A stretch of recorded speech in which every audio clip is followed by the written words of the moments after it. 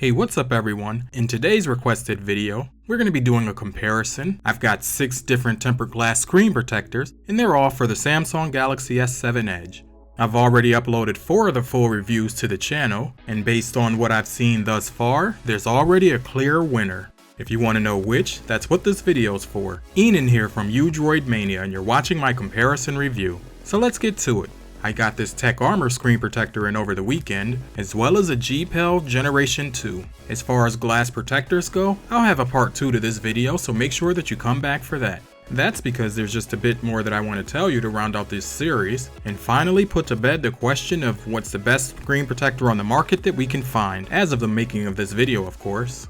We'll start off with this GPEL protector, and as you can see, this one's a little bit cracked up here. That's because I do put each and every one of the screen protectors that I have through many more tests than I'm able to show you in the videos, and that's just due to time constraints. I don't want to make them too long. So the first thing that I'm going to do is go ahead and remove this protector, and that's because I want us to take a look at the amount of adhesive that's underneath. It's the first criteria that I have, and the way that I'll be judging whether or not I think that this protector is going to stay on with the case. Even in a broken state, this one took quite a bit of work to remove. This is probably my 4th or so GPEL protector for the S7 Edge, and every time as I examine the amount of adhesive here, I remember thinking it had more than all the others that I looked at. But what they all have in common is the fact that when it comes to the adhesive, it only runs around the perimeter of the actual tempered glass. It's never in the center. If you're wondering why that is, it's because of the curved glass. No 2 display panels are exactly alike, and this is the problem. Each of them have minor imperfections, not necessarily visible to the naked eye,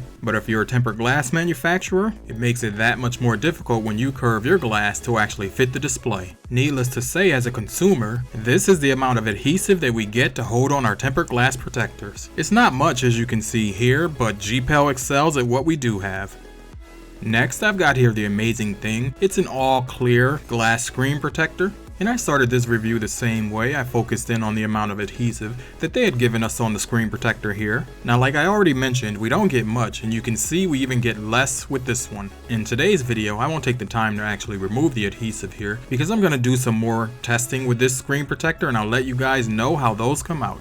I've also already covered the Zagg tempered glass protector. In that review, one of the first things that I pointed out is with this protector there's not a lot of adhesive here running around the perimeter, but that I had high hopes since I had been waiting for this protector for a little while. After a couple of days of use with this one, I ended up cracking it, and that was as I was cycling through cases. But if you've seen the review, you already know the issues with this one. But getting back to the adhesive, yes, it is here, but it's a lot thinner and less sticky than the GPEL protector, but more sticky than the actual AmazingThing protector. So you could say it's somewhere in the middle between those two. It didn't really take much effort to remove the adhesive here, and in terms of consistency, feels pretty thin in the hand. I would also say in terms of using this protector with a case, if it pops off your phone, it won't be long before you'll be removing it completely. This was probably the most expensive of the bunch, so in terms of being a true disappointment, Zagg takes the cake. Now this next criteria is something that I recently noticed, and it's in terms of the clarity of the glass. When the protectors are on your phone, you're not going to really notice this, but now that they're off and we're actually looking at them through the camera, you should be able to see what I saw. I've got the GPEL protector on the left and Zagg on the right. As I'm switching them back and forth, just pay attention to what you see on the screen. If you don't really notice the difference, just hang tight because I'm going to explain. In terms of clarity, when it comes to the Zagg, as far as I can see here, it's really clear, it's very transparent, and in fact the text seems a bit sharper. When I'm looking at the text through the GPEL protector, there seems to be some sort of haze or softening that's happening to the text. The best way that I could explain that is like taking Vaseline and smearing it on the lens of the camera. And now that I noticed this, of course I had to pull out the AmazingThing screen protector, and you can see the difference here as well. With AmazingThing, it's really clear. This time I've got the Zagg protector on the left, and it's holding its own very well. When comparing these two protectors, it's like splitting hairs, but again, I think the Zagg has a distinct advantage when it comes to clarity. On camera, I know this is probably difficult to see, so I'm giving you another vantage point. We're back to GPEL and Zagg so that I can really drive this point home. GPEL's on the left, Zagg's on the right. And from this point of view, it's clear to see that there is some sort of haze or some sort of slight fuzziness when we're looking at the light through the GPEL protector. Yeah, now you can see what I'm looking at. Moving on, last week I showed you guys an iCroo screen protector. The adhesive's good with this one. You get a little bit more stick-to-itiveness than with the Zagg protector, but what I didn't notice is that when it comes to clarity, you've got this yellow tint. When it comes to looking at the display panel on my Samsung device, I don't want anything getting in the way. Oh, and that's the Zagg protector on the left. When it comes to this, who would have thought what a big difference a screen protector makes? Next, I pulled out the AmazingThing screen protector for comparison, and again, it's very evident that there is some tinting going on with this protector, and you can clearly see that here. With this protector, when looking into the light, I also noticed that same type of hazing that I saw with the GPEL protector, and this is why I do full reviews before I actually make my recommendations. Lastly, in terms of clarity to round things out, I pulled out the iCarez screen protector, and as you can see here, there's some tinting happening, but it's not as noticeable as with iCroo. And speaking of noticeable, another criteria that I have is around color matching.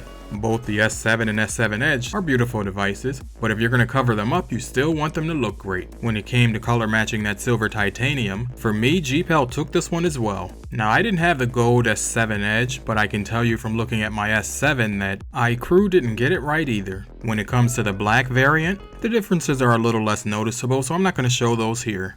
The last criteria that I have is around touch sensitivity. In each of the reviews for these glass protectors, you can get my thoughts. I'll have the links down below, or you can click through on the cards as they show on the screen. In terms of this comparison video though, this for me is another one that I'm going to give to GPEL. With or without a case, this screen protector worked just the way that I expected it to.